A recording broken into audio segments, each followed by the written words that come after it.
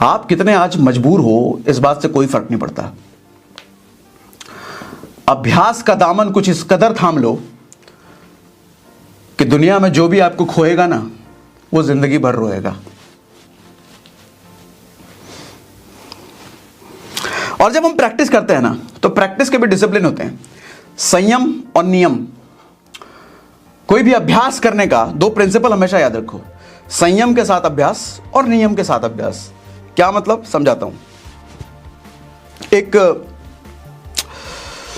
कोई तो स्विमर को ओलंपिक में गोल्ड मेडल मिलता है, तो न्यूज़पेपर वाले आकर के कहते हैं भैया आज तो बड़ा आपका लकी दिन है, आपको गोल्ड मेडल मिला है स्विमिंग में। तो स्विमर कहता है कि मैं पिछले 4 सालों से हर रोज 8 घंटे पानी के अंदर प्रैक्टिस करता हूं। 4 साल 8 घंटे हर रोज, तू भी प्रैक्टिस कर ले, तू भी लकी हो जाएगा, तेरे को भी मिल जाएगा गोल्ड मेडल, इसमें कौन सी बड़ी बात है।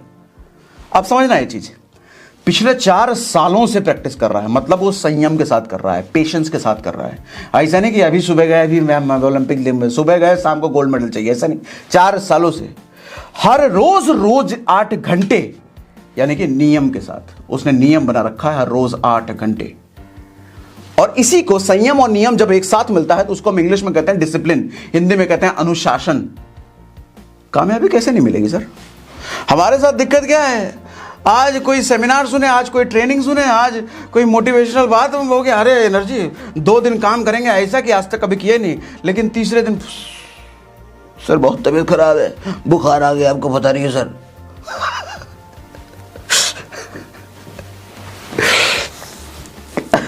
फिर उसके बाद 1 हफ्ते कुछ नहीं, 10 दिन कुछ नहीं, फिर एक दिन कोई बोलेगा कुछ, कहीं से कुछ सुन लोगे ताकत, 2 दिन फिर काम करो कुछ नहीं। मैंने अक्सर लोगों को कहते सुना है, लोग कहते हैं सर 3 साल से लगा हुआ हूं, कुछ हो नहीं रहा है। और मैं ऐसे आदमी से सिर्फ एक ही बात पूछता हूं, 3 साल मुझे मत बता, मुझे सिर्फ ये बता कि 3 साल में कितने दिन लगातार काम किया तूने। फिर वो आदमी चुप हो जाता है, सर ये कितने दिन लगा, उसका हिसाब नहीं है उसके पास। लगातार कितने दिन काम किया उसका हिसाब नहीं होता, 3 साल गिन रहा है वो। सर संयम और नियम, संयम मतलब 3 साल अच्छी बात है, लेकिन नियम 3 साल में कितने दिन लगातार, प्रैक्टिस उसको कहते हैं ना।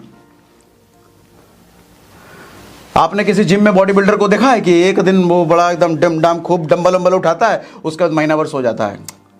सर कंसिस्टेंट, हर रोज उसको पता है, हर रोज पूरी डाइट फॉलो करेगा, पूरी एक्सरसाइज हर रोज मेंटेन करेगा। मेडिटेशन करने वाले हर रोज मेडिटेशन करते हैं। 90% लोग मेहनत करते हैं सर, लेकिन 90% उन 90% लोगों को, उन 90% लोगों में से 90% लोगों को रिजल्ट नहीं मिलता। फिर से बोलूं, 90% लोग मेहनत करते हैं, लेकिन उन 19% लोगों में से 90% लोगों को मेहनत का रिजल्ट नहीं मिलता। कारण सिर्फ इतना ही है, ना उनमें संयम है ना उनमें नियम है। कभी भी कुछ भी मन किया आज कर लेंगे 2 घंटे, फिर 1 हफ्ते गायब। भाई साहब, कई स्टूडेंट को कहते सुना होगा ना, हमने 3 साल मेहनत की, हमारा IIT नहीं निकला, हमारा मेडिकल नहीं निकला, हमारा ये नहीं निकला। कहां से निकलेगा? 3 साल मत गिनाओ, घंटे बताओ, कितने घंटे लगातार, कितने दिन लगातार। सर डिसिप्लिन अनुशासन के साथ कोई काम करो ना, समय बहुत कम लगता है, कम समय में रिजल्ट बहुत ज्यादा आता है। आपको मैं कहता हूं 3 महीने कंसिस्टेंट अपने आप को झोंक दो ना इस आग में कि मैं डेली प्लान करूंगा, डेली मीटिंग करूंगा, डेली काम करूंगा। सर 3 महीने बाद ऐसा निखर के आप आओगे ना, खुद को नहीं समझ में आएगा कि मैं यही था 3 महीने पहले। हर आदमी जो आपसे मिलेगा, हर आदमी जो आपसे बात करेगा, वो कहेगा 3 महीने पहले कुछ तो और था, और आज 3 महीने बाद इतना बदल गया, कैसे? लेकिन जिंदगी के 25 साल 30 साल निकल चुके होंगे, आज तक कोई आदमी, एक आदमी नहीं बोला होगा तू बड़ा बदल गया है रे, तेरे में बड़ा पॉजिटिव बदलाव आया है रे। आज तक एक आदमी नहीं मिला होगा, क्योंकि आपने लगातार नहीं करा अभ्यास, लगातार मेहनत नहीं करा। सर मैं 3 महीने कहता हूं, लोग कहते हैं ना 3 साल लगातार करो, 10 साल लगातार करो, अरे फालतू की बात है। 3 महीने लगातार करके तो देखो, ऐसी जिंदगी पलटेगी ना। सिर्फ 3 महीने लगा, और 3 महीने भी नहीं कर सकते हो, मैं कहता हूं 30 दिन बस लगातार कर लो, सिर्फ 30 दिन लगातार। बहुत बड़ी बात है सर 30 दिन लगातार करना।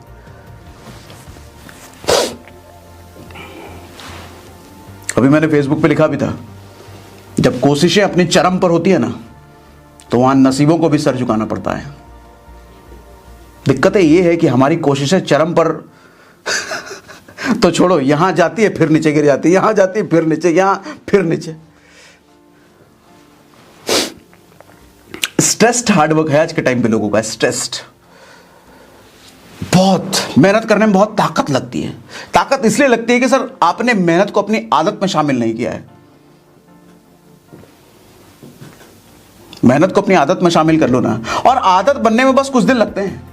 एक महीने जो मैं 30 दिन की बात कर रहा हूं ना सर, दुनिया में कोई भी काम आपको प्लान करने में एक्सपर्ट बनना है, सेल्स में एक्सपर्ट बनना है, हारमोनिया बजाना है, सिंगर बनना है, बल्लेबाज बनना है, कबड्डी खेलना है, फुटबॉल खेलना है, बोलना है, कुछ भी करना है सर, 30 दिन लगातार प्रैक्टिस तो करके देखो। किसी का बाप नहीं रोक सकता आपको उसमें माहिर बनने से। हाँ कह रहा हूं, टेबल ठोक के कह रहा हूं, किसी का बाप नहीं रोक सकता आपको उसमें माहिर बनने से। लेकिन मेरी कंडीशन सिर्फ इतनी है कि 30 दिन लगातार, एक दिन भी ब्रेक नहीं।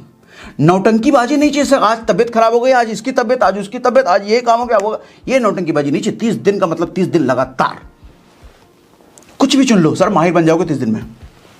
और ना माहिर बने तो आपको पता चल जाएगा कि मैं माहिर बनता जा रहा हूं, माहिर बनने वाला हूं।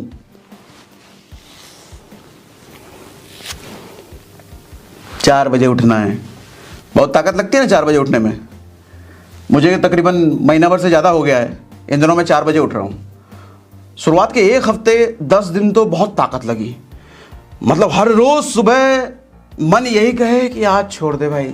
लेकिन मैं उस वक्त अपने आप से सर बस यही सवाल पूछता कि आज तो छोड़ दूंगा, लेकिन जब 8 बजे 7 बजे 6 बजे नींद खुलेगी उस वक्त क्या जवाब दोगे? फिर तो एक्सक्यूज़, फिर तो मलाल रहेगा ना। उस वक्त मूड अच्छा होगा या मूड खराब होगा? मूड खराब होगा। बस हर रोज़ अपने मन को इसी तरीके से जवाब दे करके उठ जाता था। आज महीना भर से ऊपर हो गया, अलार्म की ज़रूरत नहीं पड़ती है, अपने आप 4 बजे उठता हूँ। 4 बजे उठता हूँ, दौड़ता हूँ, योगा करता हूँ, मस्त आदत में शामिल कर ली ना सर। दुनिया में कितनी भी अच्छी चीज़ और कितनी भी बुरी चीज़ आप उसको आदत में डाल लो, आपके लिए वो आसान हो जाएगा। जैसे मेरे जैसे आदमी को आप दारू का एक पैक दोगे बहुत मुश्किल है, मैं नहीं पी सकता क्योंकि मैं पीने वाला नहीं हूँ, कड़वा। लेकिन कई ऐसे लोग हैं पियक्कड़, एक्सपर्ट है, वो माहिर है, ओलंपिक गोल्ड मेडल ले लें वो दारू पीने में, बोतल का बोतल कटक जाए, उनको बोतल रखो ना, 5 मिनट के अंदर बोतल खाली मिलेगा आपको। क्यों? आदत हो चुकी है उनको, तो एक्सपर्ट है। इसी तरीके से दुनिया में ऐसे कितने लोग हैं जो 20 साल 15 साल 10 साल से सुबह 4 बजे उठते हैं, उनको 4 बजे उठने में कोई तकलीफ नहीं है, आराम से। जैसे आप दिन के 9 बजे उठते हो वैसे वो दिन के सुबह 4 बजे उठ जाते हैं। और 4 बजे उठने का फायदा क्या है मालूम? इसका स्पिरिचुअल बेनिफिट है।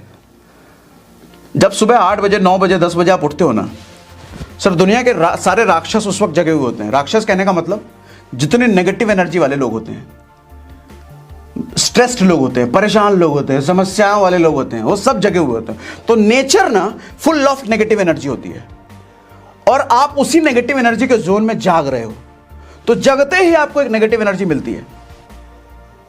लेकिन वहीं सुबह 4 बजे कौन लोग जगते हैं? मेडिटेशन करने वाले, योग करने वाले, अभ्यास करने वाले, या कुछ बड़ी उपलब्धि के लिए वो लगातार प्रयासरत हैं, वो लोग 4 बजे उठते हैं। ब्रह्म मुहूर्त इसीलिए तो कहते हैं। और वो लोग जब नेचर में जग करके काम कर रहे हैं तो वो उस वक्त पूरा ऑरा, पूरे सृष्टि, पूरे ब्रह्मांड का एनर्जी कैसा है? पॉजिटिव, सकारात्मक। आप देखोगे सुबह 4 बजे उठ करके ना कभी भी आपको कोई गड़बड़ काम करने का मन नहीं करेगा।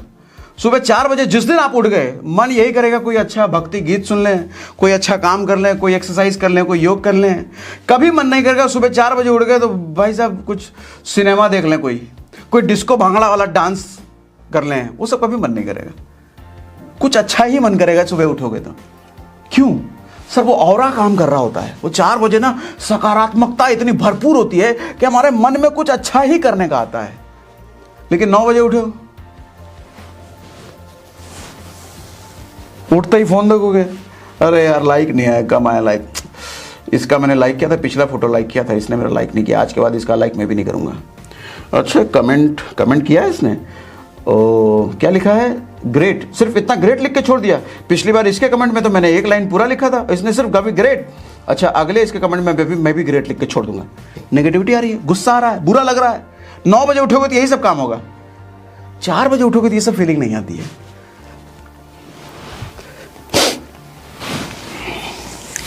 स्ट्रेस्ड हार्डवर्क करोगे तो सर तो चिंता में, टेंशन में रहोगे, बहुत मेहनत करना पड़ रहा है सर, हो नहीं रहा है सर, यही सब रहेगा।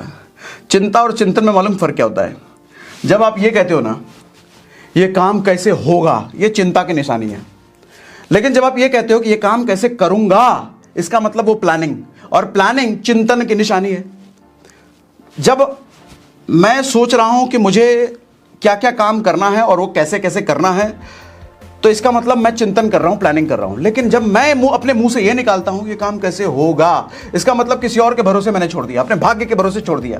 कैसे होगा, बच्चे बड़े हो रहे हैं, स्कूल कैसे होगा, फीस कैसे जाएगा, 1 लाख का मैचिंग कैसे आएगा, रेंट कैसे जाएगा, अमीर कैसे बनेंगे। कभी कुछ नहीं होगा, मर जाओगे ऐसे करते करते। लेकिन जब आप कहते हो कि अमीर बनने के लिए मुझे क्या क्या करना होगा, बस ये लाइन बोलते ही आप में प्लानिंग का एहसास होता है। पेन पेपर उठाओगे, प्लानिंग करने लग जाओगे। अच्छा ये इस साल ये करना, अगले साल ये, अगले साल ये, ऐसे ऐसे। अच्छा 1 लाख कमाना है तो 1 लाख कमाने के लिए मुझे ये ऐसे ऐसे करना है। 1 लाख कैसे आएगा, ये नहीं बोलना बंद करो भाई। 1 लाख कमाने के लिए मैं क्या क्या करूंगा ये बोलना शुरू करो आज के बाद। फिर देखो 1 लाख की प्लानिंग अपने आप दिमाग में आने लग जाएगी। पर्पस ओरिएंटेड प्लानिंग करो, पर्पस ओरिएंटेड प्लानिंग, कोशिश, practice, purpose oriented. Purpose oriented कहने का मतलब मालूम क्या, हनुमान जी जब लंका गए थे ना पहली बार सीता जी से मिलने, तो वहां पे देखे कि चारों तरफ भैया सेना सैनिक सब तैनात है। तो हनुमान जी तो इतने बलिष्ठ तो थे ही कि सबको मारते चिरते हुए निकल जाते वो। लेकिन उन्होंने दिमाग लगाया, बुद्धि लगाया। उन्होंने सोचा कि मैं यहाँ किस लिए आया हूँ, मैं सीता माँ से मिलने आया हूँ, तो चुपचाप पहले सीता माँ से मिलूंगा, तब बाकी दूसरों से निपटूंगा बाद में। तो अपने आप को इतना छोटा कर लिया, इतना छोटा कर लिया, इतना छोटा रूप बना लिया, किसी को दिखे ही नहीं। जमीन पे चलते हुए चले गए लेकिन किसी के नजर ही नहीं आए। सीधा वो सीता माँ के पास पहुंच गए। मतलब उनका गोल क्लियर था कि मुझे सीता माँ से मिलना है, बाकी दूसरी चीजें बाद में। बाकी जितने डिस्ट्रैक्शन है राक्षस में, ये राक्षस है, वो राक्षस है, ये है बुरा, वो बुरा, सारी बुराई इर्द गिर्द थी, लेकिन किसी से लड़े नहीं, वो किसी को कुछ किए नहीं, क्योंकि उनका गोल क्लियर है कि भैया सीता माँ से मिलना है। आपकी जिंदगी का मकसद क्या है सर, लिखो तो सही, पूछो तो सही, समझो तो सही।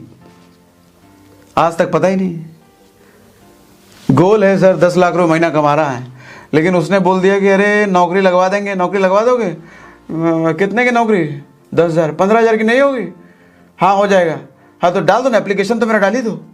ले कहाँ 10 लाख की सोच रहे थे, 15,000 के पीछे भाग रहे हैं।